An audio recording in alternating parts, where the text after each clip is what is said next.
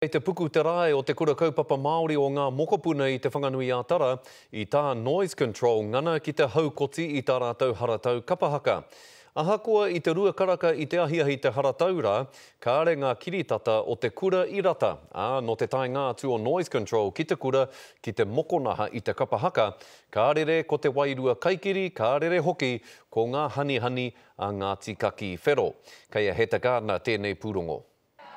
Ngā reo koro ki ngā reo koro hi o ngai Māori, engari ki tēnei taiwhanga he hoihoi, me whakanguhia.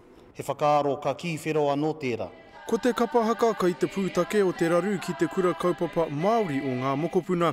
I ngā rā whakatā i a rātau e whakaharatau ana i te rua karaka i te ahiahi, i mai a noise control ki te whakangu i a rātau. E ai ki te kura he kōrero kaikiri whakaparahako, I whai mai I te kaimahi rā. It's a kind of a he said this, she said that.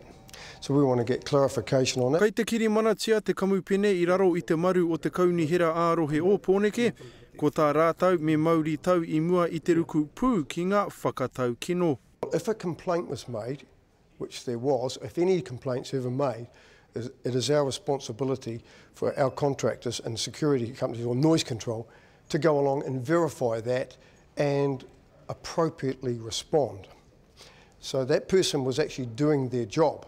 Kei wainganui I te rā tapu, rā horoi, me pēhenei tātou te whakahōhātu ki wētahi atu. Mai I tāna whakatakotoranga ki marae nui he hapori whai rawa ki Pōneke, kua mau rātau ki te hunga te whakae kia tū tētahi kura kaupapa Māori ki konei, engari he painga hoki kua toko ake. I tēnei rangi, ko kite atu etahi o ngā tāngata I noho mai ki te taho te kura, ka tūkana mai warātou nei whakaaro ki te kura, ki tō mātou tari, te tautoko I tō mātou kura. Ko te nuinga o rātou he Pākehā. Ko te manako o te kaunihera kia noho tahi te kura me te kamupene ki te whakaea I tēnei he Heta Gardner, te karere.